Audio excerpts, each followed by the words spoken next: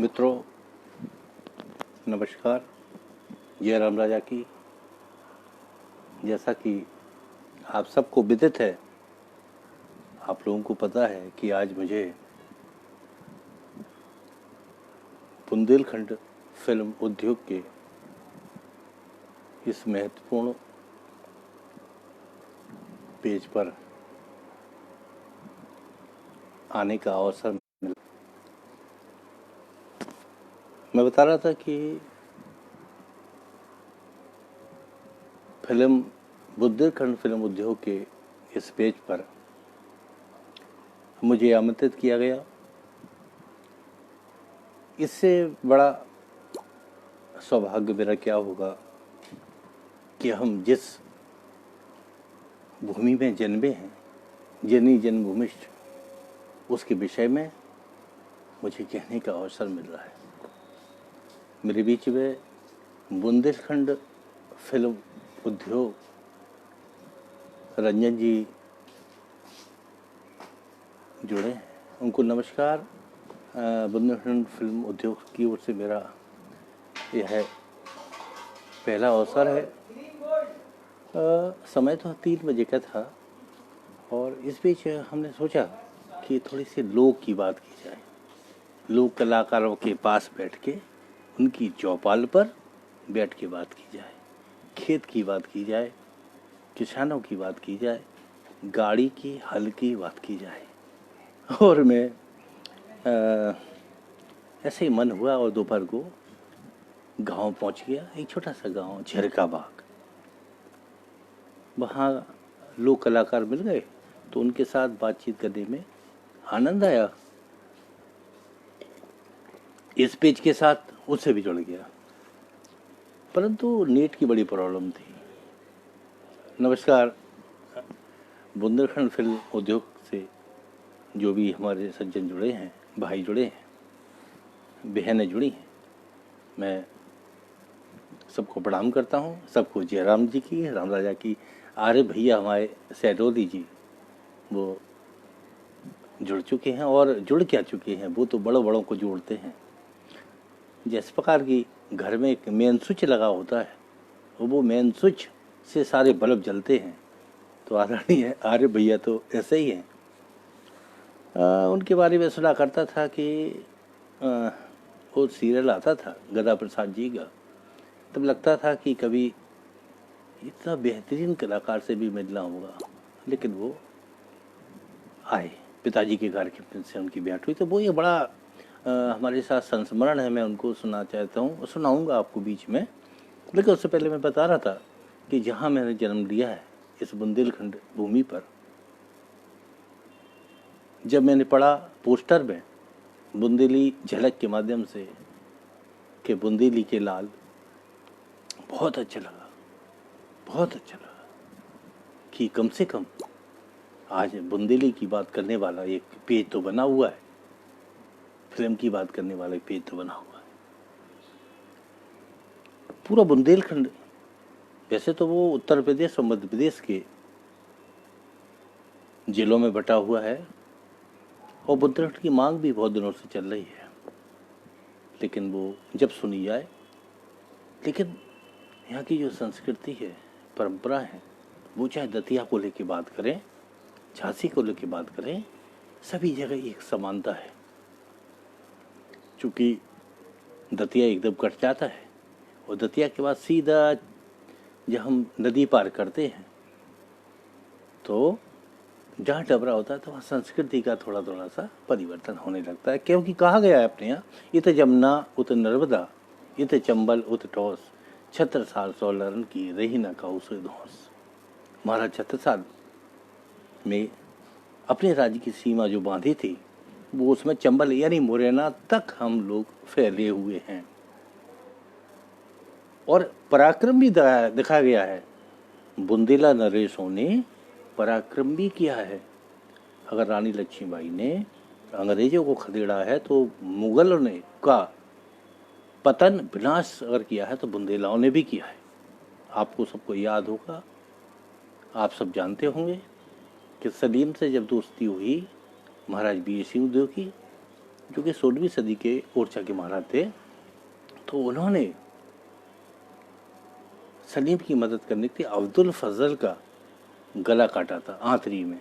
तो आंतरी तक की जो सीमाएं थी बड़ी वीर भूमि थी। ये पूरा चित्र फैला हुआ है। दतिया भी बात से अछूता नहीं है। हाँ, दतिया ये बुंदेला राजवंश का ही एक प्रमुख क्षेत्र है। दतिया की स्टेट जो है के बारे में थोड़ा सा मैं बताना चाहता हूँ, क्योंकि ये सब चीज़ें पर्यटन ने अभी नहीं दी हैं। पर्यटन विभाग से बहुत सारे अपने क्षेत्र छूटे गए हैं, छोड़े गए हैं। जैसे दतिया उन्हीं में से एक है। बड़ी बड़ी संभावना है। जब यतीम पिक्चर बनती है तो उनके डायरेक्टर को दतिया की याद आती है। बड़ौनी पास ही बड़ौनी है, लगभग 13-14 किलोमीटर। वहाँ यतीम की शूटिंग हुई। सनी देओल उसमें थे, फराह थी, कुलभूषण खन्ना जी थे। तो वो संभावनाएं दतिया में थी फिल्म की, जिस फिल्म की बुंदेलखंड फिल्म की बात हो रही है, उद्योग की बात हो रही है। तो दतिया में पुरातन से, यानी अगर देखा जाए तो दो प्रकार से दतिया का इतिहास बनता है। चूँकि मेरी जन्मभूमि है, मेरे पितामह यहाँ की दतिया स्टेट के बहुत अच्छे चित्रकार थे। पीछे आप देख रहे हैं पिताजी का चित्र लगा हुआ है, वो भी एक बहुत अच्छे पेंटर थे। तांत्रिक चित्र बनाए हैं। बाबा भी हमारे तांत्रिक चित्र बनाए गए। यहाँ बहुत हमारी जो बैठक है इसमें उनके बनाए चित्र लगे हुए हैं। तो कहने का तात्पर्य यह है, दतिया दो तरीके से अपनी पहचान रखता है, और वो दो तरीके हैं। एक तो महाभारत कालीन समय से दतिया को जोड़ा जाता है, और दूसरा बुंदेला राजवंश से। तो प्राचीनता तो महाभारत से हुई, और जो स्टेट्स काल रहा वो बुंदेला काल रहा। महाभारत काल के जो अवशेष मिलते हैं, मैं सबसे निवेदन करता हूँ जो लोग हमसे जुड़ रहे हैं वो कृपया कमेंट्स में अपनी उपस्थिति दर्ज कराएं, तो मुझे बहुत खुशी होगी इसके पेज के माध्यम से अगर वो सब जुड़ रहे हैं। तो दतिया जो है महाभारत कालीन और बुंदेला स्टेट दो प्रकार से इसकी पहचान बनी है दतिया की, जहाँ मैं निवास करता हूँ, जहाँ मेरा जन्म हुआ है। मेरा परिवार मूलतः ज्योतिष का परिवार है, लेकिन हमारे बाबा से ये कला का प्रादुर्भाव हुआ है। वो चित्र से आए, साहित्य से आए, पांडित्य से भी आए, ज्योतिष से भी आए। लेकिन उसके बाद पिताजी ने एक परंपरा का परिवर्तित किया और वो संगीत का प्रवेश उन्होंने दिलाया। मूलतः हम लोग बुंदेलखंड के ललितपुर जिले के किसी गांव से आए थे। बानपुर के पास कोई है बलदेवगढ़ के हम लोग मिश्र हैं। गढ़कुंडार में जो राजा मानसिंह का शासन था 15वीं शताब्दी से पहले, तो उस समय बलदेव मिश्र हमारे पूर्वज हुआ करते थे, और वो वहाँ से रहते थे। फिर वो खंगारों का राज्य गया, बुंदेलाओं का राज्य आया। तो उसके बाद परिवर्तन होते होते धीरे हमारे पुरखा दतिया आकर बस गए। तो फिर उसके बाद हम लोग सब यहीं के हो गए। तो महाभारत कालीन अगर दतिया को देखा जाए, अच्छा ये बताना मैं इसलिए चाह रहा हूँ मित्रों, दतिया का इतिहास बताने की आवश्यकता आज इस पेज पर इसलिए हो रही है कि आने वाले समय में हम दतिया के उन इतिहास के पन्नों को स्पर्श करते हुए अगर फिल्म लाइन में काम करते हो करना ही है, तो उसके इतिहास को समझना, उसके स्वरूप को समझना, उसके स्थापत्य को समझना बड़ा महत्वपूर्ण है। तो महाभारत कालीन अगर देखा जाए तो दतिया बनखंडेश्वर जो पीताम्बर पीठ वर्तमान में है, उसका पूर्व का नाम है बनखंडी।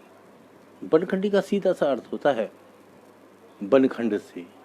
बनखंड यानी जो जंगल में, जंगल का एक भाग जहाँ स्थापित हो या हो, यानी दतिया शहर से बनखंड यानी पीताम्बरापुरी पीताम्बरा पीठ मात्र 1.5 किलोमीटर है, और 1.5 किलोमीटर तक यहाँ पर जंगल ही जंगल था, यानी बनखंड था। तो बनखंड पे वो शिवलिंग प्राप्त होता है, और वो प्राप्त होता है बंजारों को। यहाँ से आपको बता दें कि इसकी एक पुष्टि होती है प्राचीनता की, कि सम्राट अशोक, जिनका गुजर्रा में शिलालेख है, गुजर्रा यहाँ से 17 किलोमीटर है दूर है, और गुजर्रा का शिलालेख सबसे प्राचीन स्थल है स्थापत्य की दृष्टि से दतिया का।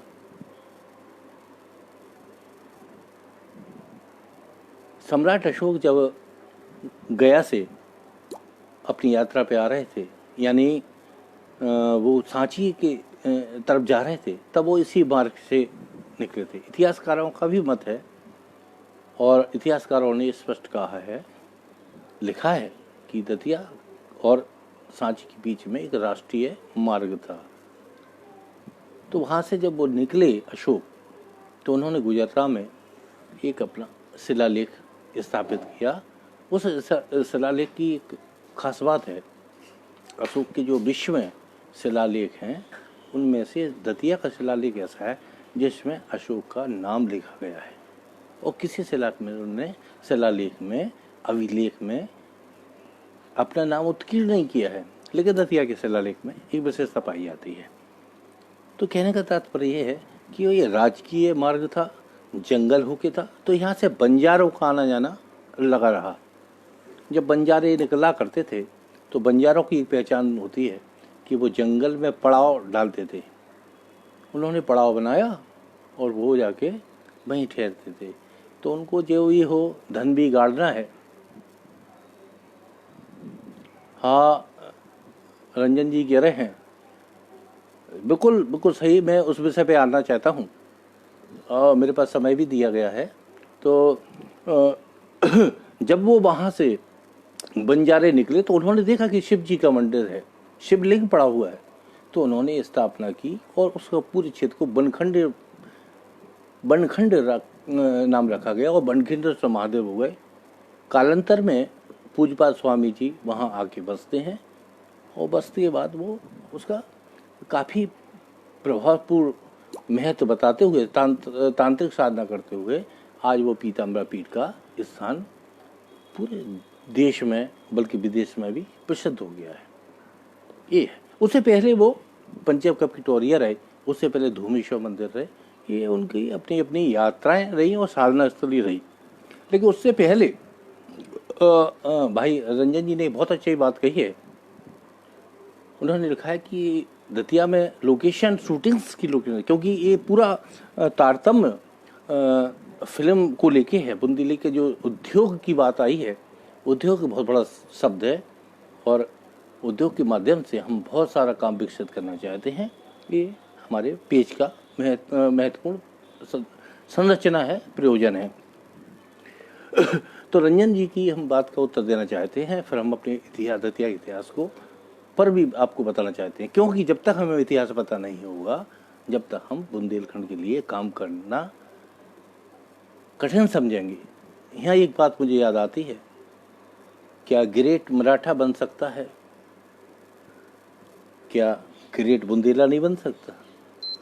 और अगर ग्रेट बुंदेला हमें बनाना है तो हमें आसपास के जिलों के इतिहास को समझना होगा। तो रंजन भाई, जहाँ तक लोकेशन का सवाल है, एक तो भांडेर क्षेत्र बहुत अच्छा क्षेत्र है शूटिंग के दृष्टिकोण से। पहाड़ों का जो अस्तित्व है, नेचुरल जो लोकेशन है, वो आज भांडेर में, और कुछ घरावा एक गांव है वहाँ मैंने देखा है। आप देखिएगा घरावा में एक ऐसा पत्थर, बहुत बड़ा पत्थर पड़ा हुआ है कि जैसे कोई सेव फल खाते, एप्पल अपन ने खाया और एकदम पूरा एप्पल खाने के बाद जो आधा कट जाता है वो आधा वापस, उस प्रकार कटाव का एक ऐसा पत्थर लगा हुआ है घराबा गांव में कि अगर उसको सेल्फी पॉइंट घोषित कर दी जाए तो लाखों के लोग लाखों की तादाद में लोग आएंगे।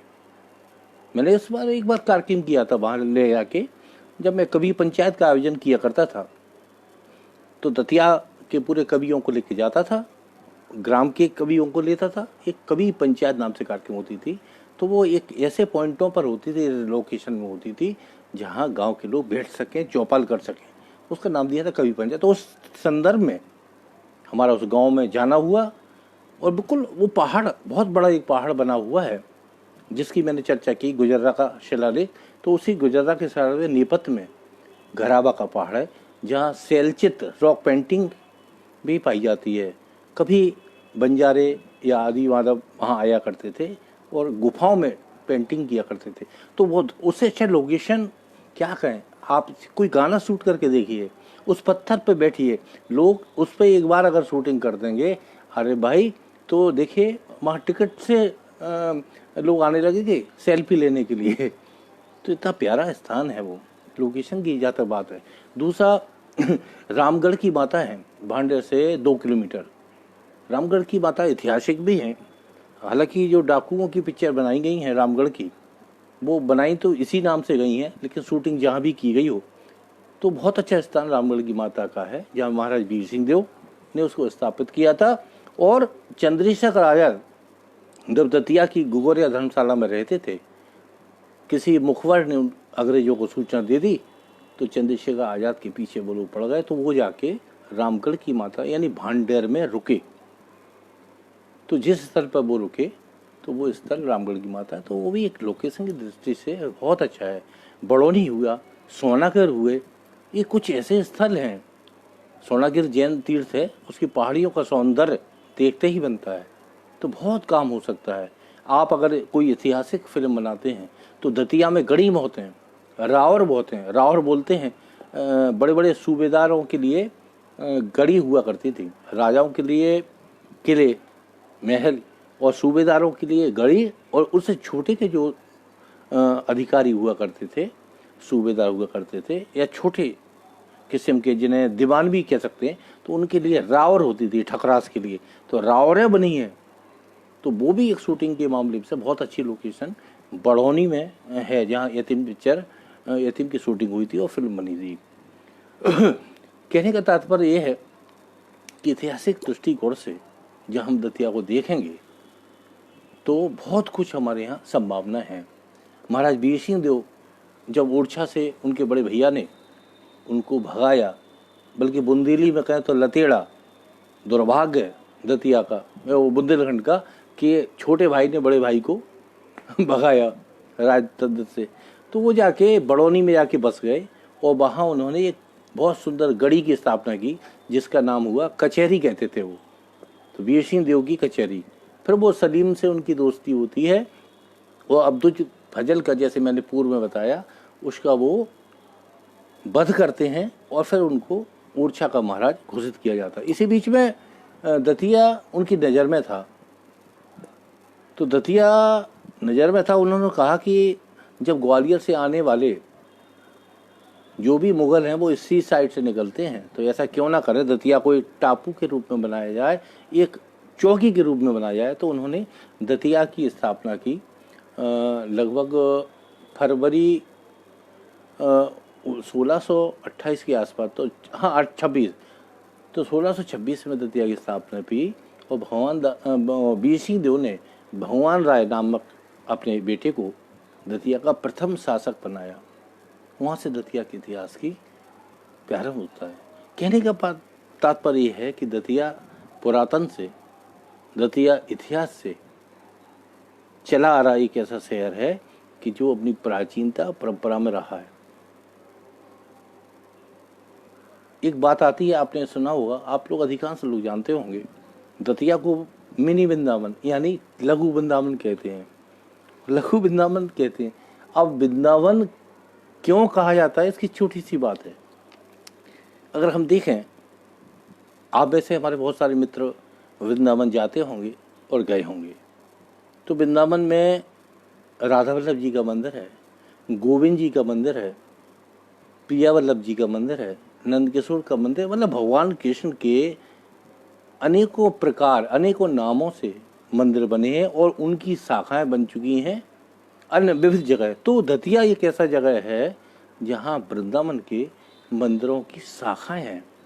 एक एक बिंदु स्पष्ट करता है कि ये लघु वृंदावन क्यों है। दूसरा, 18वीं सदी में एक महाराज हुए, महाराज विजय बहादुर। तो विजय बहादुर ने अनेकों मंदिरों का निर्माण कराया। और क्यों कराया, उनका एक कारण था। उन्हें कुछ ऐसा रोग हो गया था कि जो उस समय चेचक या कोई भी रोग जैसा आया, वो मुझे एक्यूरेट याद नहीं आ रहा, परंतु उनको कोई किसी प्रकार की ऐसी प्रॉब्लम हुई कि किसी तांत्रिक ने बताया कि आप काली जी की स्थापना कीजिए। तो उन्होंने विजय काली नाम से उन मंदिर की स्थापना कराई, जो दतिया का वीर सिंह पैलेस है। वीर सिंह पैलेस सतखंडा महल भी कहते हैं, पुराना महल भी उसे कहते हैं। तो उसके जस्ट नीचे माँ काली का मंदिर है और उसको विजय काली कहते हैं। विजय काली इसलिए कहते हैं क्योंकि विजय बहादुर ने उसको बनवाया था। और विजय बहादुर की एक बात खासियत ये रही कि उन्होंने जिन जिन मंदिरों को बनवाया उनमें विजय जरूर जुड़ा है। सुनील तिवारी जी, बिल्कुल पंडित जी तिवारी जी, मैं आपको नमस्कार करता हूँ। सुनील जी, आप जुड़े हैं और हमारे सामने आप दिख रहे हैं। ये बहुत बड़ी बात है कि हम आज आपसे मिल रहे हैं इस पेज के माध्यम से, बुंदेलखंड फिल्म उद्योग के माध्यम से, बुंदेली झलक के माध्यम से। तो विजय बहादुर ने विजय गोविंद जी, विजय राघव जी, विजय शंकर जी, विजय वीर हनुमान जी, जो मंदिरों का निर्माण कराया वो विजय के नाम से, विजय बहादुर के नाम से था। तो कहने का तात्पर्य है कि लघु वृंदावन धाम होने से 2-3 कारण ही समझ में आते हैं। एक तो वृंदावन के जो मंदिर हैं उनकी शाखाएं दतिया में स्थापित हैं। दूसरा कारण जो है, दतिया के 2 ऐसे राजा हुए। राम राम सुनील जी, अच्छा ललितपुर से हैं पंडित जी, मैं प्रणाम करता हूँ। ललितपुर से आपकी एक बात याद आ गई कि झांसी गले की फांसी, दतिया गले को हार, और ललितपुर न छोड़िए जब तक मिले उधार। अब लालीपुर लिखा है कि ललितपुर, अगर ललितपुर है तो वही दतिया ललितपुर है जहाँ उधार मिलता है। ये बड़ी अच्छी कहावत है, इस पर काफ़ी चर्चा हो चुकी है। झांसी गले की फांसी, दतिया गले को हार। एक यहाँ टिप्पणी ठीक नहीं होगी करना, मैं दतिया का निवासी हूँ, लेकिन इसका अर्थ ये भी हो सकता है कि झांसी क्रांतिकारियों ने अगर लिखा है तो उनके दृष्टि में झांसी में क्रांतिकारियों को, जो स्वतंत्रता आंदोलन के सिपाही थे, उनको फांसियाँ दी गई। और दतिया में चूँकि संधि थी अंग्रेजों से, तो वहाँ स्वागत हुआ करता था राजाओं का, तो हो सकता है इस कारण। और ललितपुर मिले उधार, और वो ललितपुर वाले क्या संपन्न थे, जैनी वहाँ बहुत रहे हैं, तो क्यों उधार देते थे, क्या उधार देते थे और किसको देते थे, ये विषय चिंतनीय है। फिलहाल मैं कह रहा था कि दतिया को वृंदावन धाम 2 तरीके से किया जाता है। एक तो मंदिरों का निर्माण, उन शाखाओं का निर्माण जो बुंदेलखंड में, ब्रज में स्थापित हैं और दतिया में स्थापित हैं। दूसरी बात यह आती है कि दतिया के 2 महाराज ऐसे हुए। एक महाराज थे विजय बहादुर, एक पारीक्षत उनके पिता थे। ये दोनों ने ब्रज यात्राएं करी। जैसे आजकल कोई नेता कभी वैष्णो देवी चला जाता है अपने लोगों को लेके, तो कभी चित्रकूट ले जाते हैं, कभी सतना मैया ले जाते हैं। उसी प्रकार उस समय राजाएं यात्रा करा करते थे, उसको नाम देते ब्रज यात्रा।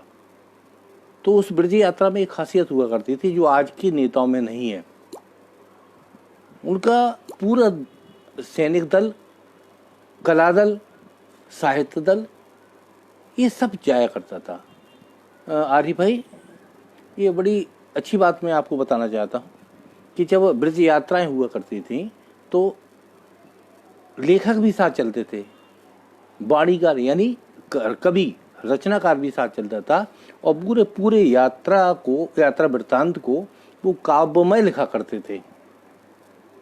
और तो और देखो, एक खवासन, पासवान खवासन दतिया में महाराज भवानी सिंह के समय हुई है, उसने पूरे का पूरा ब्रज यात्रा लिखा है और वो ये तीर्थ यात्रा में पूरा छंद, सवैया, दोहा और चौपाई इनका प्रयोग किया गया है पदों का।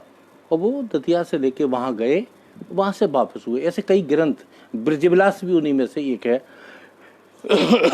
तो कहने का तात्पर्य ये है कि जो यात्राएं हुआ करती थी, उस यात्राओं से साधु संतों का आना और यहाँ से उनका जाना, तो ये जो आवागमन और ये संपर्क था ब्रज का और दतिया का, तो उसके कारण भी दतिया वृंदावन धाम पड़ा।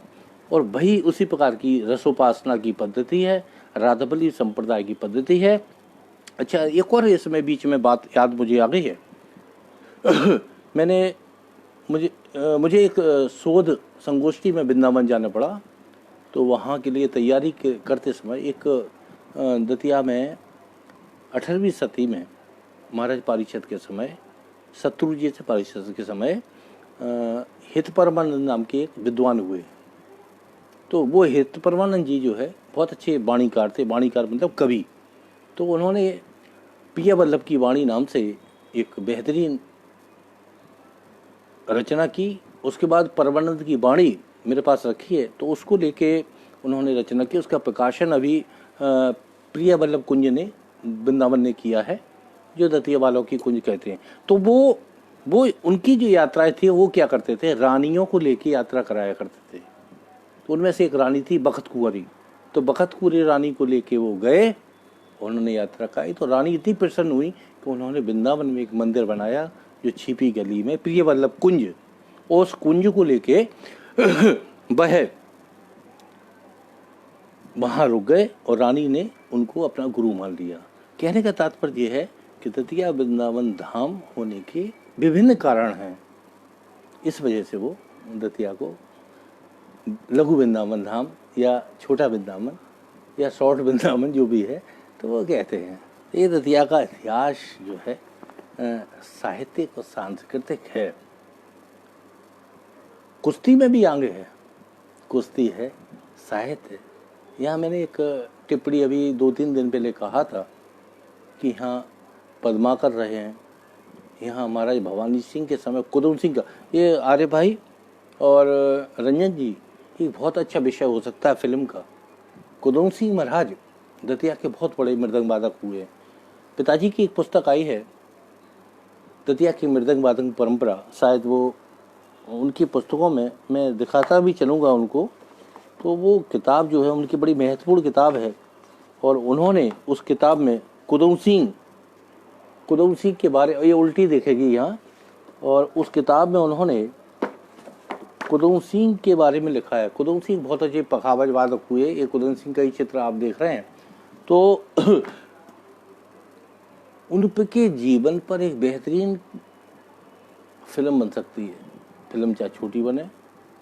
उन्होंने, उनकी 3 घटनाएं हैं।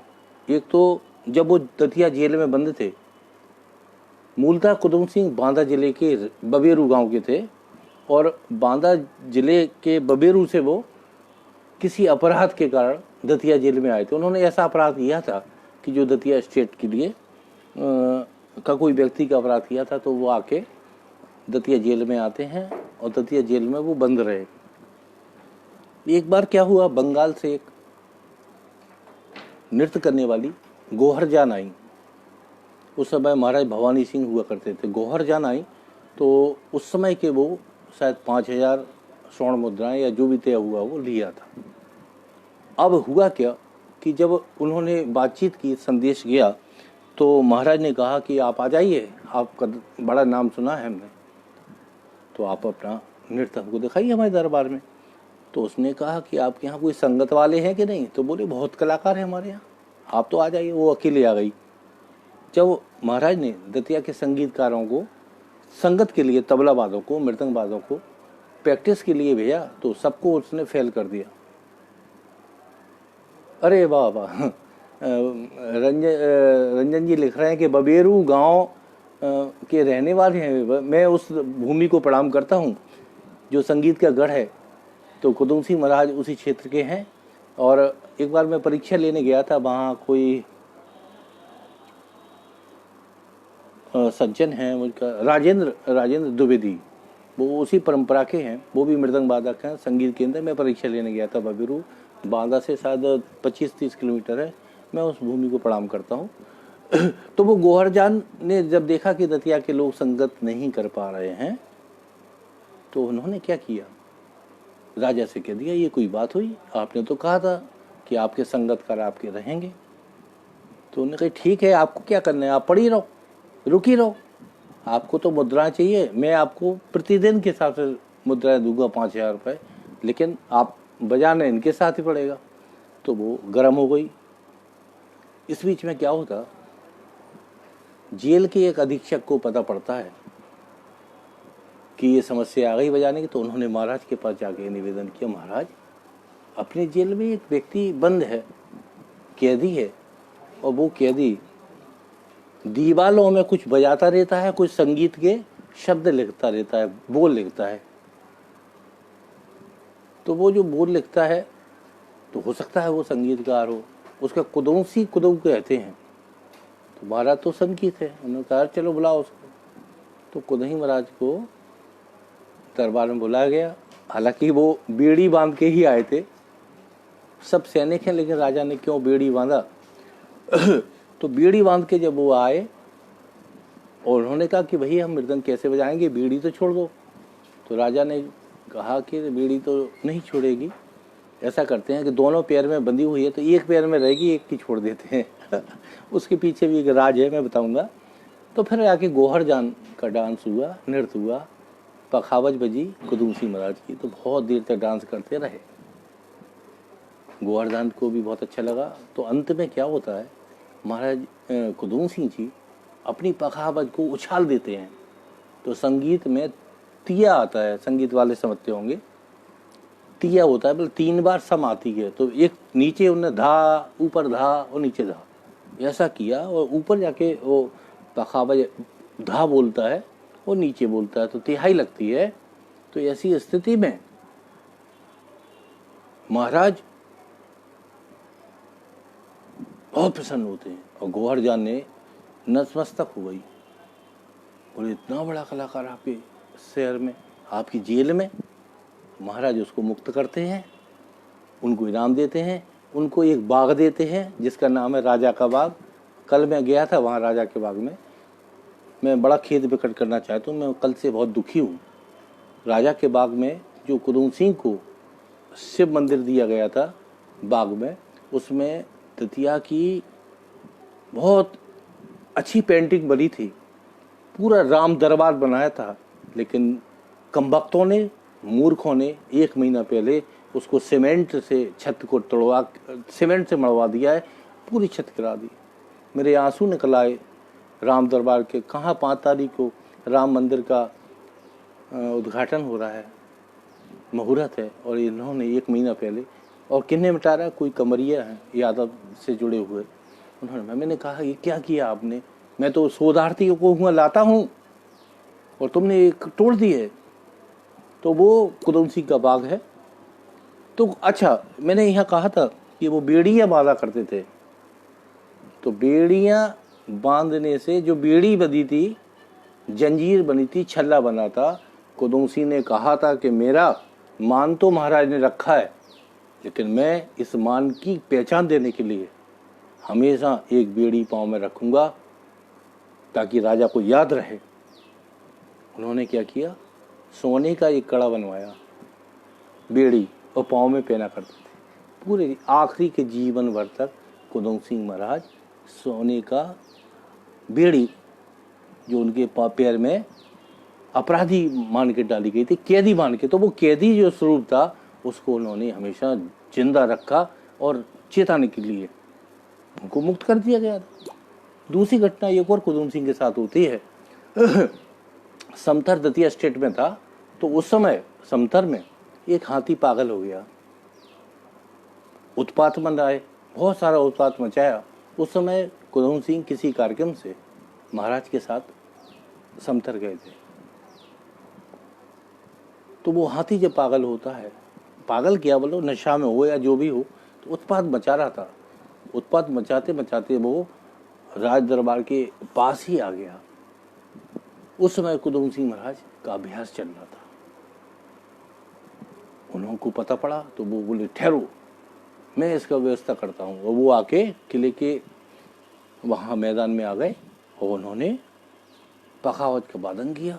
और पखावज वादन के, मैं संगीत से जुड़ा हूँ, आप भी लोग जुड़े होंगे, तो उन्हें एक गजपरन होती है, गजपरन का उन्होंने वादन किया।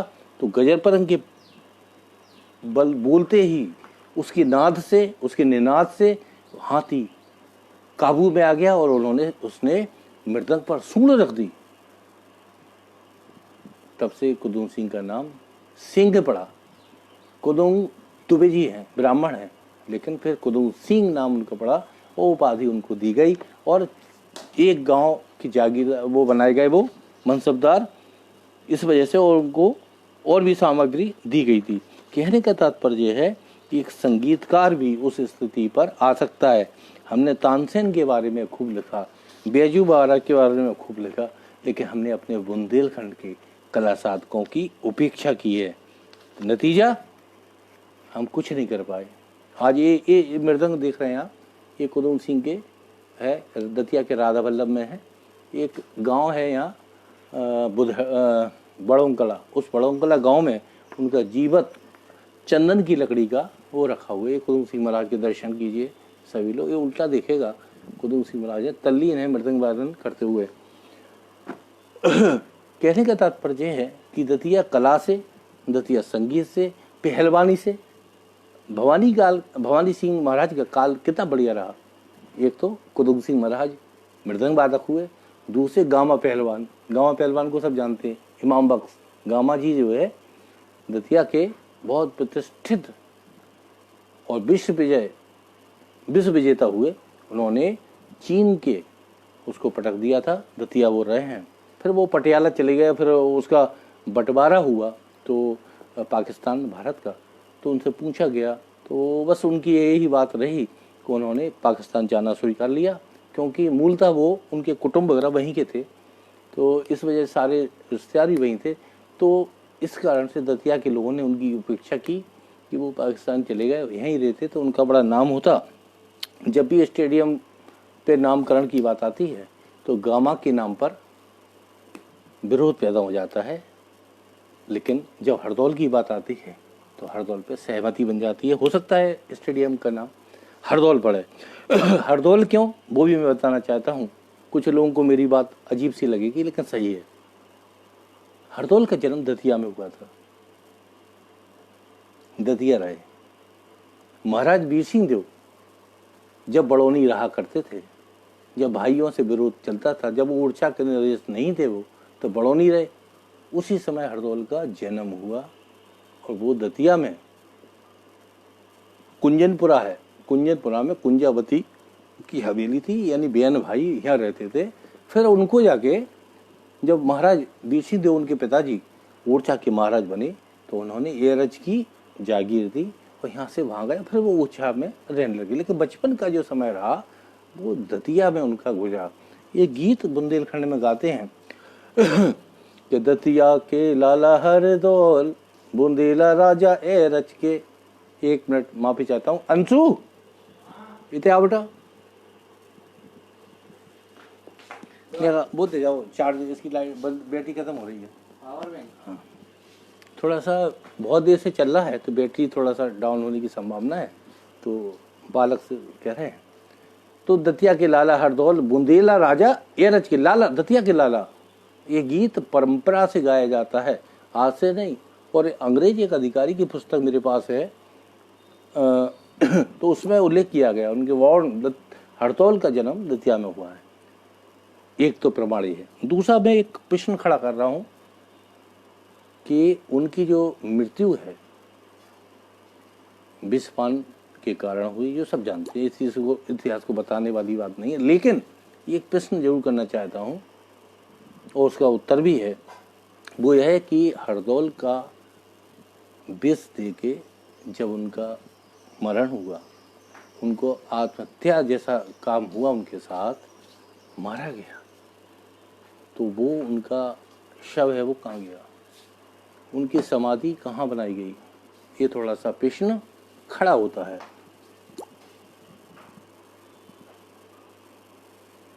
ये प्रश्न जरूर खड़ा हो रहा है कि हरदौल जब विष दे के विष खाकर एक्सपायर हुए,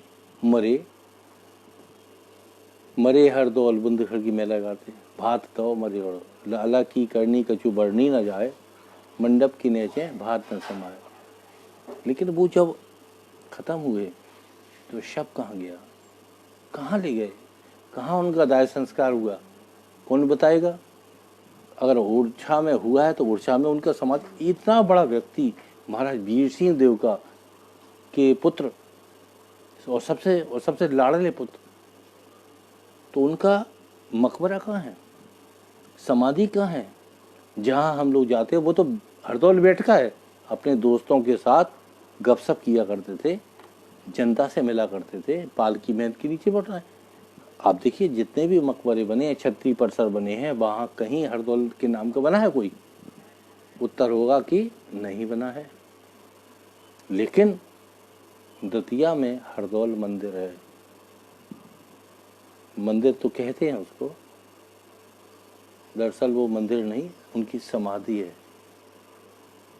जब जुझार सिंह के ऊपर जो केस बना तो पूरे ठकरास इसके विरोध में आ गए। सारी ठकरास जब ओरछा पहुंचने लगी तो अब कहाँ ले जाएं, तो दतिया वो लाए गए गोपनीय रूप से। दतिया में उनका दाह संस्कार हुआ और वहीं उनकी समाधि बनाई गई। वो आज है, कहीं नहीं है। हरदौल के गांव-गांव में चबूतरे हैं, समाधि नहीं, मकबरे नहीं, चैत्र नहीं। थोड़े कमेंट्स नहीं आ रहे हैं तो लगता है कि ये कोई नेट हमारा प्रॉब्लम तो नहीं हो गया। प्लीज़ मेरी आवाज़ जा रही है तो कोई कमेंट्स करके बताए।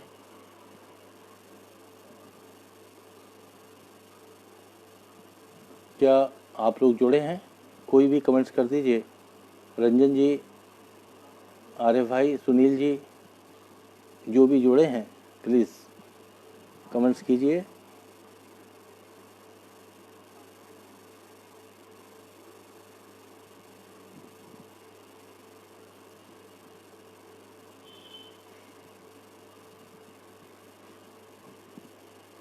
अगर ये लाइव चल रहा है और आप तक बात पहुंच रही तो प्लीज़ कोई कमेंट्स करके मुझे बताइएगा।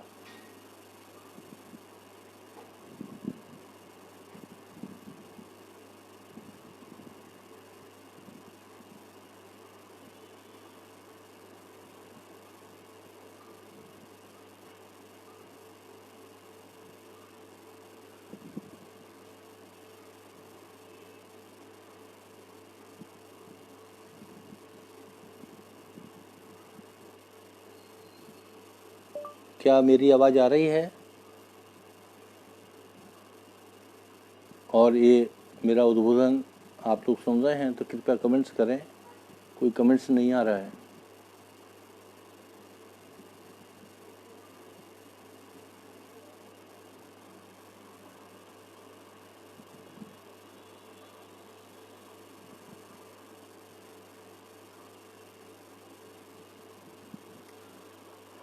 कालिंदी जी नमस्ते। बस यही चिंता हो रही थी कि कोई कमेंट्स नहीं आ रहा था तो मुझे लग नहीं रहा था। तो मैं बता रहा था कि हरदौल जब ठकरास ने ज़बरदस्त वहाँ घेरा जुझार सिंह को, तब जाके दतिया उनको लाया गया और उनका दाह संस्कार किया गया। गांव-गांव में जाइए आप, चबूतरे मिलेंगे, लेकिन जो समाधि का स्वरूप होता है वो दतिया में है। और एक बात और बताना चाहते हैं, वो समाधि जो है या मकबरा कहें, वहाँ पर शिवलिंग रखा हुआ है और शिवलिंग जो है उसी स्थान पर रखा जाता है जहाँ किसी की समाधि होती है। नंबर एक बात। दूसरी बात, एक नोट करने वाली बात है कि वो ये पूरा बगीचा है और बगीचा के लिए कुशवाहा समाज को रखा गया है रखवाली के लिए, और उस मोहल्ले का नाम है हरदौल मोहल्ला। दो बात। तीसरी बात है, जहाँ उनके पिताजी का महल है पीर सिंह पैलेस, उसके ठीक सामने, वहाँ से एक दूसरे को देखा जाता है। तो कहने का तात्पर्य है, अगर उस पर खोज की जाए तो वो हरदौल की समाधि ही है। ये समझना होगा। चूँकि आज ओरछा से उनकी एक प्रतिष्ठा बनी हुई है, आध्यात्मिक रूप से भी, मानवीय दृष्टिकोण से भी। इस कारण से ओरछा ही मान है। तो ये प्रश्न, ये जानकारी जो मैंने दी है वो थोड़ा सा लोगों को अटपट ही लग सकती है, अमाननीय लग सकती है, लेकिन सत्यता यही हो सकती है, वह है। तो दतिया के ये 2-3 कारण हैं दतिया की प्रसिद्धि के। एक तो हरदौल, कुदुम सिंह महाराज और गामा पहलवान। तो हरदौल पर तो बहुत काम हो चुका है, कुदुम सिंह महाराज पर काम हो सकता है और आपके गामा पर काम हो सकता है। मुझे याद आती है, मेरे पिताजी बताया करते थे, आदरणीय श्री पूजनीय श्री महेश कुमार मधुकर, कि दतिया के राजा महाराज भवानी सिंह जी एक बार समथर गए, समथर से लौट रहे थे। तो ये गांव पड़ता है, एक छोटी छोटी सी बातें हैं जो हमारी बुंदेली संस्कृति की नींव होती है, उनको जोड़ा जाए। तो वो वहाँ से लौट रहे थे, तो एक गांव पड़ता है, गर्मी का समय था, तो राजा ने हाथी रुकवा दिया और अपने सिपह सालों से कहा कि प्यास लग रही है। तो ठहराव के बाद पास ही एक मीठा कुआं था, तो कुआं के लिए पानी की व्यवस्था की गई। महाराज पानी पी ही नहीं पाए, उससे पहले कुआं पर एक पनिहारिन पानी भर रही थी, बहुत ही कम उम्र की थी, नवयुवती थी। तो वो बोलती है कि सखी, पास खड़ी महिला से कहती है कि लगता है ये हमारे दतिया के महाराज हैं। अरे बारे राजा, जब राजा को ये पता लगा, राजा ने ये जैसे ही सुना, तो उन्होंने पानी लाने वाले सिपाही से कह दिया, रुको, हम यहाँ पानी नहीं पिएंगे। तो उन्होंने कहा, महाराज हम इतनी दूर से चल के आ रहे हैं, पानी क्यों नहीं पी? तो उन्होंने कहा, जिस गांव में मेरे शहर की, मेरे राज्य की लड़की ब्याही है, उस गांव में हम पानी नहीं पीते।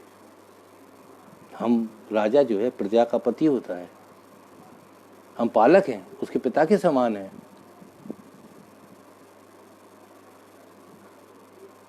महाराज भवानी सिंह बिना पानी के उसके ओर से चल रहा है। ये चरित्र जो हैं, ये चरित्रों का अभाव हो गया है कहानियों से, कथाओं से। ये सब आना चाहिए।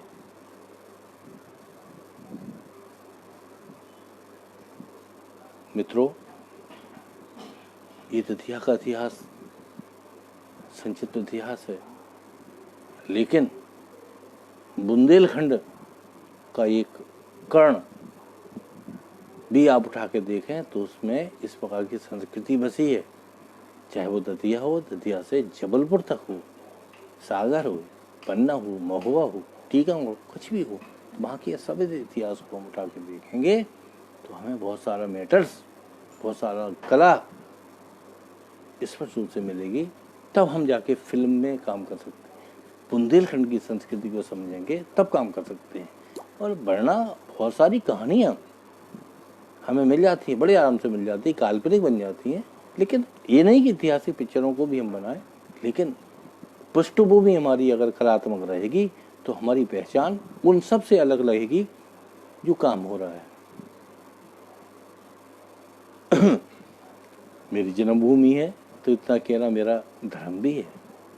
जैसा कि आदरणीय रंजन जी ने बहुत अच्छी बात बीच में कही थी और मैं उसे बताया भी था उनको लोकेशन का, तो उसके संदर्भ में मैं बताना चाहता हूँ कि दतिया में इमारतों की कमी नहीं है। छतरी परिसर बहुत बेहतरीन छतरी परिसर बना है। महाराज पारीक्षत का बेहतरीन मकबरा बना हुआ है, जिसमें 17वीं सदी के राम कथा के चित्र बने हुए हैं। डॉक्यूमेंट्री बनाई है ना, लगभग 100 चित्र उसमें ऐसे बने हैं जो देखने को तक नहीं मिलते हैं। रामलीला का बेहतरीन मंदिर बना हुआ है, रतनगढ़ का बेहतरीन मंदिर बना हुआ है। तो डॉक्यूमेंट्री बनाइए, फिल्म की शूटिंग के लिए, तो ये सारी चीज़ें, व्यवस्थाएं हमारे क्षेत्र में जैसा बुंदेलखंड में है वैसा ही दतिया में भी है। एक बार मैंने राजा बुंदेला जी से कहा था कि आप ओरछा में, खजुराहो में फिल्म महोत्सव कर रहे हैं, कभी छोटे छोटे जिलों में भी करके देखिए, दतिया में करके देखिए, महोबा में करिए, बदल बदल के करिए, तो वहाँ की संस्कृति से परिचित होंगे, वहाँ की सभ्यता से परिचित होंगे, लोक कीर्तन से परिचित होंगे, और सब कुछ देखें। वो जब आप डायरेक्टर बुलाते हैं, अभिनेता बुलाते हैं, विद्वान बुलाते हैं, लेखक बुलाते हैं, तो वो सब देख के जाएंगे ना।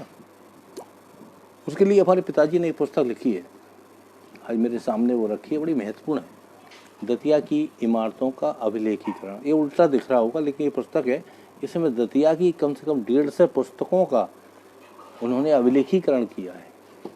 यानी वो पुस्तक ये बताती है आदरणीय मधुकर जी की, पिताजी, पूज्य पिताजी की, कि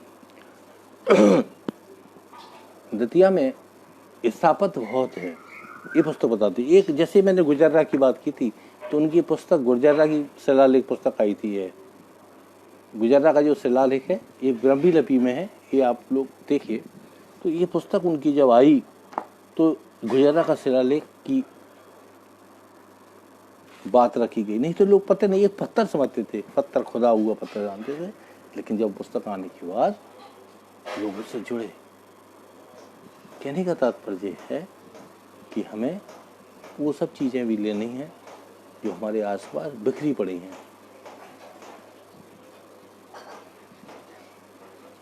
मुझे एक संस्मरण याद आ गया पिताजी का।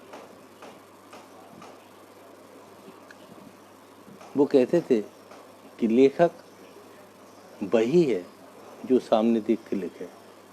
एक बार क्या हुआ, दरियापुर गांव है, वहाँ अकबर के समय टोडरमल राजस्व मंत्री थे। तो राजस्व का निरीक्षण किया गया कि राजस्व कितना क्षेत्र है उनका अकबर का, तो उसका सर्वे कराया गया। तो दतिया जो है, मैं उसका पॉइंट है, सेंटर पॉइंट, मतलब उनके राज्य का जो अकबर की सीमाएं थी, राज्य था, उसका सेंटर बिंदु यही था। तो टोडरमल उस समय यहाँ आए, उन्होंने उस पॉइंट पर बनाया था और लिखा था उसमें, उसको मुनारू कहते हैं। तो पिताजी एक बार किताब लिख रहे थे इसी को, इमारतों का अवधीकरण, तो उस संदर्भ में हम लोग गए। उनके पैर में चोट थी, वो चढ़ नहीं सकते थे क्योंकि पहाड़ थोड़ा तिरछा हुआ है। तो वो जब पहाड़ पर चढ़ने के लिए बार आई, तो उन्होंने कहा, विनोद तुम जाओ ऊपर जाके और जाके फोटोग्राफी करो और जो भी सामग्री मिलती है उसको नोट करके लाओ। तो सब सामग्री को हम सब नोट करके ले आए। जब नीचे उतर के आए तो उनको बताया, तो उन्होंने कहा किस किस एंगल से फ़ोटो लिया, किस किस एंगल से आपने लिखा है, सब कुछ जानकारी देने के बाद कोई चीज़ छूट गई। तो उन्होंने कहा मुझे जाना पड़ेगा। हमने कहा आपके पैर में लगा है, आपकी प्लास्टिक सर्जरी हुई है, आपका कुछ ऑपरेशन हुआ था दिल्ली में, उनका प्लास्टिक सर्जरी हुई थी, तो आप चढ़ेंगे तो वो ख़राब हो सकता है। बोले नहीं विनोद, हम लेखक हैं, वो लेखक जब तक सही स्थिति पर नहीं पहुंचता है तब तक वो लिखता नहीं, क्योंकि आज जो हम लिख जाएंगे वो कल के दिन प्रमाण होगा। तो वह जाके फिर चढ़ाई करते हैं। ऊपर चढ़ने के बाद करीब 200 फुट चढ़ने के बाद पहाड़ पर उनका पैर में खून निकल आता है, नुकसान होता है प्लेट सर्जरी का। वो वहाँ अपना बैग के साथ पूरी चिकित्सीय बॉक्स रखते थे, तो वहाँ जाके उन्होंने पट्टी की, लेकिन जो लिखा सही लिखा, देखा समझा। तो ये लेखक के गुण हैं। इसलिए हमें जब भी हम काम करें तो हमें एक विद्वानों से सीख मिलती है कि हम उस चीज़ को इन विद्वानों से सीखें। इसलिए मुझे दतिया के बारे में आप सबको बताने का मन हुआ।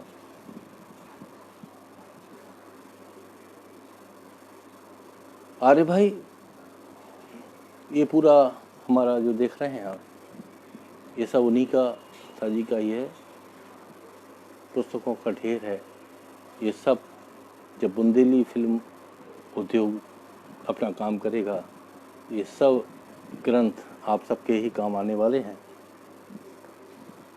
तो मेरा विचार है कि मेरा पूरा समर्पण आप सबके साथ रहेगा और आप उससे जुड़ें। हम लोगों ने एक ग्रुप बनाया है और वो ग्रुप जो है, देवराजी चतुर्वेदी जी, नमस्कार। आप आ गए हैं, जुड़े हैं, आपका स्वागत है। मुझे अच्छा लगा आप लोगों को देख के। मैं बता रहा था कि एक लोकवाद्य का ग्रुप बनाया है, जिसे हम लोग लोकवाद्य कचहरी कहते हैं। इसमें क्या है कि बुंदेलखंड के जो भी फोक इंस्ट्रूमेंट हैं उनको लेके मेरा टारगेट है 150 जो लोकवाद्य होते हैं, उस पर मेरी पुस्तक भी आने वाली है। तो उन सारे वाद्यों को लेके हम काम करना चाहते हैं। जैसे हम वेस्टर्न म्यूज़िक से फिल्म में काम करते हैं, नाटक में काम करते हैं, तो लोकवाद्यों को लेके हम काम करेंगे। तमाम लोकवाद्य आप सब ये देख रहे हैं, टंगे हैं, बंद हैं, और इनको सहेज के रखा गया है।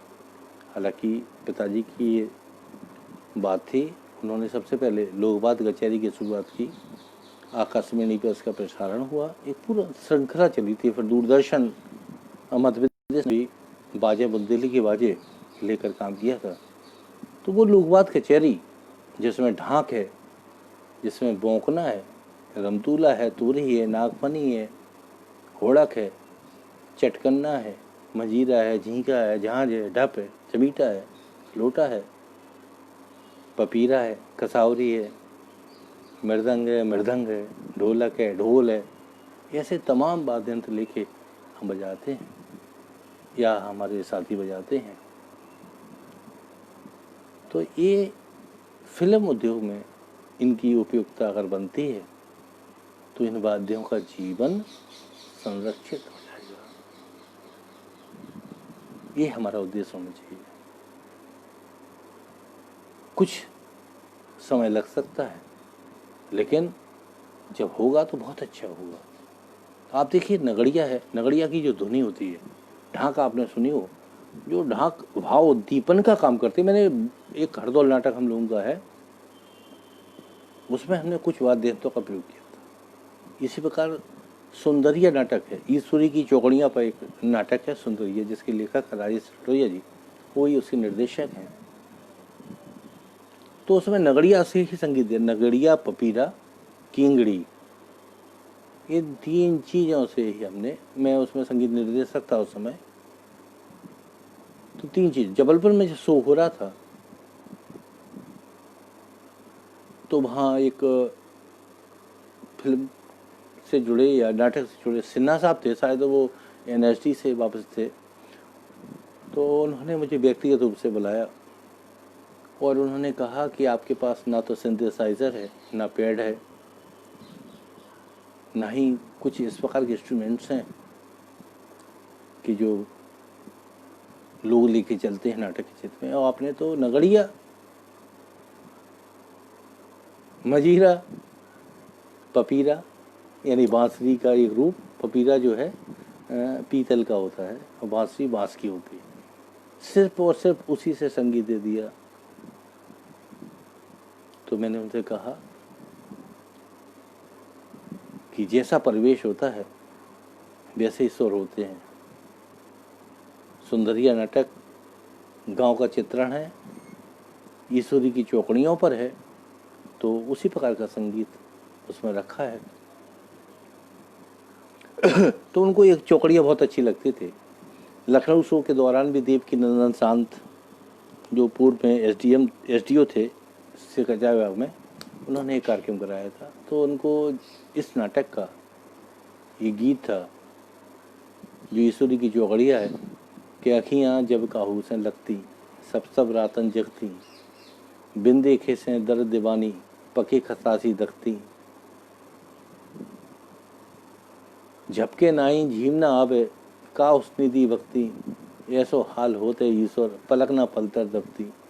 ये जो चौकड़िया उनको बहुत अच्छी लगी और वो कहते थे वो कि कमाल है, नगड़िया से ये हमने सुनी थी कि जब काऊ सहन लगती हैं अखियाँ, जब काऊ सहन लगती, पके खता से ही देखती हैं क्या। और जो नगड़िया की आवाज़ बोलती थी तो शब्द खत्म हो जाते थे और उसमें जो ईश्वरी का जो भाव था वो तो ख़त्म हो जाता था।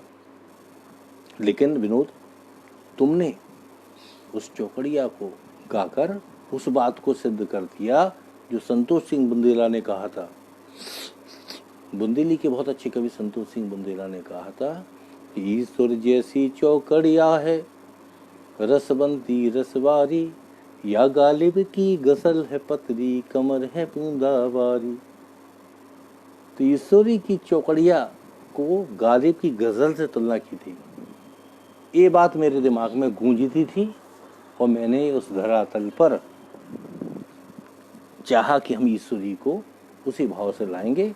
तो जब मैंने संगीत तैयार किया सुंदरिया का, तो इस बात का पूरा ध्यान रखा संतोष सिंह बुंदेला की उस चौकड़िया, उस लाइन का, उस पंक्ति का जो उन्होंने कहा था।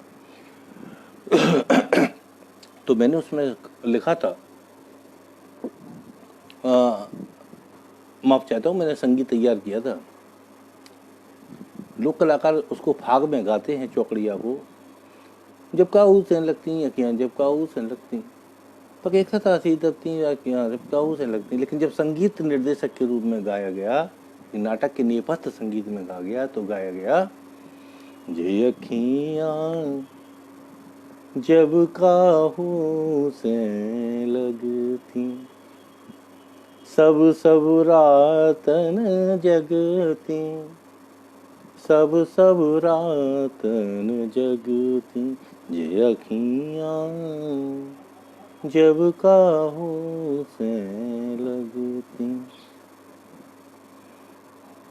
बिन देखे ये दर्द दीवानी, बिन देखे से दर्द दीवानी, पके खता से दगती, पके खता से दगती, जे अखियाँ जब काहू से लगती। तो ईश्वरी कहते हैं ऐसो हाल हो तो है ईश्वर, ऐसो हाल हो तो है ईश्वर, पलक न पल तर दबती, पलक न पल तर दबती, ये अखियाँ जब काहू से लगती। तो ईश्वर की जो चौकड़िया है, जो नगड़िया से उसका भाव खत्म हो जाता था, क्योंकि वो तो फाग में फगवारे नगड़िया बहुत तेज बजाते हैं और वो खत्म हो जाता था। तो उस चीज को संगीत से करके हमने कोशिश की, उसको लेके हम भाव दीपन का काम करें। उसमें एक और चौकड़िया थी ईश्वरी की, वो उसकी धुन पिताजी ने बनाई थी, मेरी बनाई नहीं थी। लेकिन उन्होंने, पिताजी ने जब धुन बनाई तो मैंने उनसे पूछा था, सबसे पहले उन्होंने शुरुआत की थी ईश्वरी की चौकड़िया पर, और ईश्वरी की चौकड़िया पर उन्होंने नृत्य भी कराया था एक बार छतरपुर में। तो वो नाटक की ईश्वरी की महत्वपूर्ण चौकड़िया है कि जो तुम छैल छला हो जाते, परे उंगरियन राते, छैल छला हो जाते। बड़ी प्यारी रचना है। इस पर कभी समय मिलेगा तो ईश्वरी की चौकड़ियों पे हम बहुत उसमें बात करेंगे, अगर कभी इस प्रकार का साहित्य का अवसर मिलता है। तो वो लिखते हैं ईश्वरी कि मोह पोछत गालन से लगते, मोह पोछत गालन से लगते, कजरा दे तो दिखा। अगर तुम छैल होते, छैल तुम छला बन जाते, तो मोह पोछत गालन से लगते और कजरा दे दिखाते। घड़ी घड़ी घूंघट, महिला बुंदेलखंड की महिला ऐसे घूंघट खोलती हैं ऐसे, तो घड़ी घड़ी घूंघट जब ऐसे करेंगे तो छला सामने आएगा, दिखेगा। ये भाव है। तो उस प्रकार का संगीत जब उस नाटक में दिया, तो लोगों ने कहा कि बुंदेलखंडी लोक संगीत से भी संगीत दिया जा सकता है। लखनऊ में लिखा, टाइम्स ऑफ इंडिया ने जबलपुर में इस बात को लिखा था। मैं अपनी तारीफ नहीं कर रहा हूँ, ये बुंदेली संस्कृति की बात कर रहा हूँ। उसकी जो मिठास है, जो मैंने दोपहर को भी कहा था, ऐसी है बुंदेली माटी मिस्री जैसी घाटी। तो वो मिस्री जैसी घाटी को हमें समझना होगा जब उस मिठास को दाएंगे तो हम बहुत ही बन के वही काम करेंगे जो बड़े बड़े संगीतज्ञ करते आए हैं। आप देखिए, एक संगीतकार ने फिल्म में एक गीत है, मुझे फिल्म का नाम तो याद नहीं है, लेकिन बड़ा प्यारा गीत है, लेकिन हमारे बुंदेलखंड के संगीत से आर्य भाई वो लिया गया है। एक आपने गीत सुना होगा, अब के बरस भय जो भैया के बाबुल। ये जो संगीत उसमें दिया गया है वो बुंदेलखंड का संगीत है, लेकिन हमने उसको मूल नहीं दिया, हमने उसका मेहनत नहीं दी, दूसरा संगीतकार उसको करता है। ये है ना, सावन की धुन है, हमारे यहाँ की धुन है, उसको जो के तार संगीतकार ने अब के बरस भय जो भैया के बाबुल सावन में लीजो बुलाए रे। थोड़ा सा उसने चेंज किया, लौटेंगी जब मेरे बचपन की सखियाँ दियो संदेशवा बुलाए रे। अब ये बुंदेलखंड के संगीत है। ये जब हम काम करेंगे, जब बुंदेलखंड फिल्म उद्योग काम करेगा, जब बुंदेली झलक काम करेगा, तो ये सब चीज़ें आएंगी, तब मालूम पड़ेगी कि फिल्म के जो निर्देशक हैं उन्होंने जो चीज़ ली थी वो तो हमारी थी, हमारी संप्रदा थी। उन्होंने उसको अपने शोरूम में सजा दिया।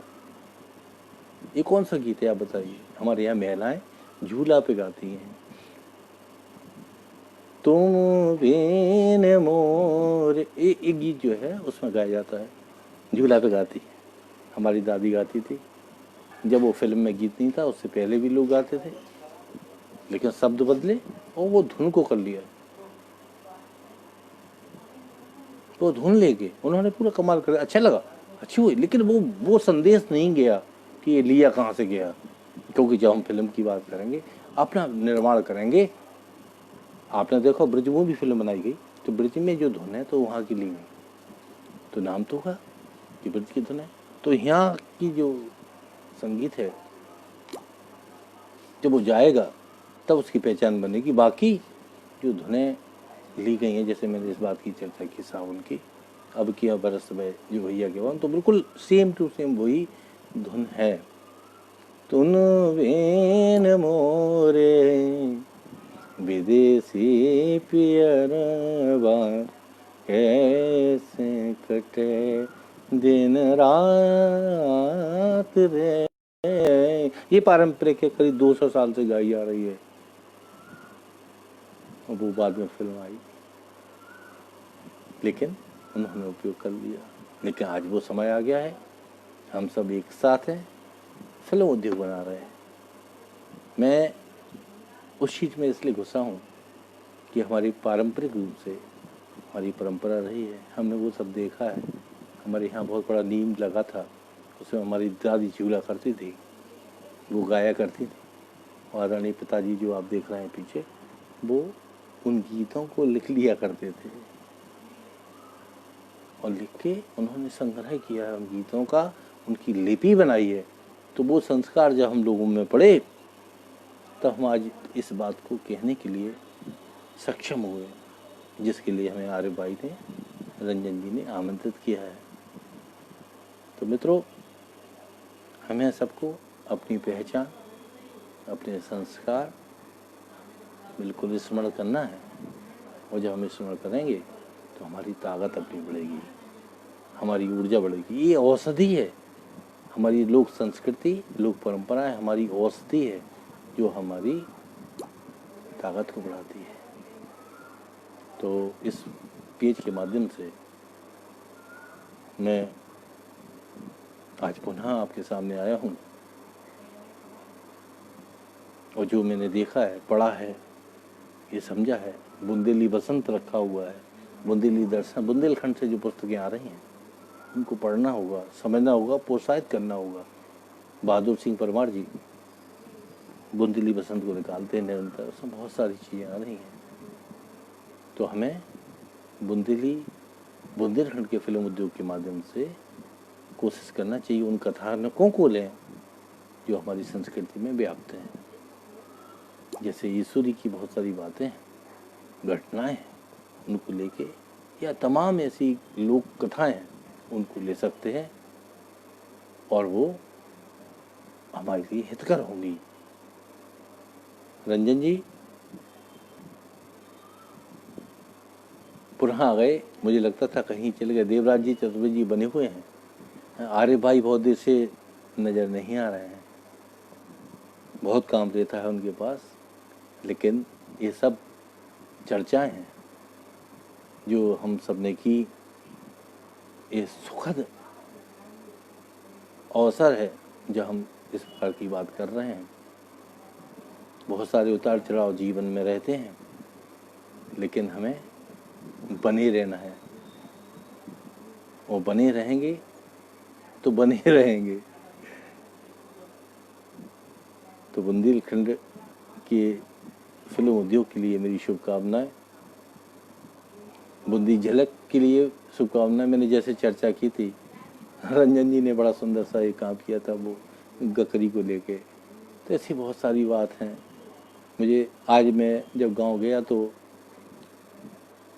बैलगाड़ी थी, तो मैंने पहले सोचा कि उस गांव को 1 किलोमीटर पहले से अपनी गाड़ी को छोड़ दें और बैलगाड़ी से चलते चलते जाएं, उस गांव तक पहुंचें। आधा किलोमीटर तक उसी पर चर्चा हो। ये विचार पूरा आया था, लेकिन धूप इतनी थी, घाम बहुत था, ऊपर से धूप होने से ये तो मोबाइल से दिख भी नहीं रहा था, तो ये भी परेशानी थी। लेकिन ठीक है, कोशिश थी। और मैं अब आप लोगों से विदा इसलिए लेना चाहता हूँ कि 6 बजे से मेरी एक बैठक है। मुझे आप लोगों ने सुना, जो मुझे पता था मैंने बताने की कोशिश की, और जो भी आप लोगों से मिलेगा उसको और हम शेयर करेंगे आपके साथ। मैं सबसे पहले अपने प्रिय भाई आरिफ सैदुल्ली साहब का अभिनंदन करना चाहता हूँ, आभार करना चाहता हूँ, उन्हें धन्यवाद देना चाहता हूँ जिन्होंने मुझे आज बोलने के लिए प्रेरित किया, प्रोत्साहित किया। मैं आभार प्रदर्शन करना चाहता हूँ अपने छोटे भाई रंजन जी का, जो बुंदेली झलक के नाम से काम कर रहे हैं, और आने वाले दिनों में ये बुंदेली झलक बुंदेली की महक बनेगी। जब हम बुंदेलखंड को लेके, जब हम मुंबई में इस झलक को लेके महक पहुंचाएंगे, तब मुझे विश्वास है आने वाले दिनों में ये सब जो हम चिंता कर रहे हैं, उस चिंता से हम मुक्त हो जाएंगे और बुंदेली का परचम लहराएगा, बुंदेली की ध्वजा लहराएगा। क्योंकि फिर मुझे याद आती है पिताजी की वो चौखड़िया, जिसके साथ ही मैं समापन करना चाहता हूँ। उन्होंने लिखा था, ऐसी है बुंदेली कैसी नौनी लगत बुंदेली, ऐसी नौनी लगत बुंदेली, जैसे नार नवेली। संस्कृत की बिटिया है जा। कल शिक्षा मंत्रालय बना और संस्कृत को अनिवार्य किया गया है। कई विषय अनिवार्य हुए, साहित्य भी हुआ है। मैं उन सबको आज इस मंच से, इस पेज से धन्यवाद देना चाहता हूँ आदरणीय प्रधानमंत्री जी को, कि अगर वो जो कल संकेत मिले हैं कि साहित्य को, नाट्य को, संगीत को पाठ्यक्रम में जोड़ा जा रहा है और संस्कृत को मान्य दिया जाएगा अनिवार्यता, तो और लोक भाषाओं से 1 से 5 तक की पढ़ाई होगी। इन सभी पृष्ठभूमि पर बहुत खुशी की बात है। उनका आभार प्रदर्शन करता हूँ। मैं उस चौकड़िया को पुनः सुनाता हूँ।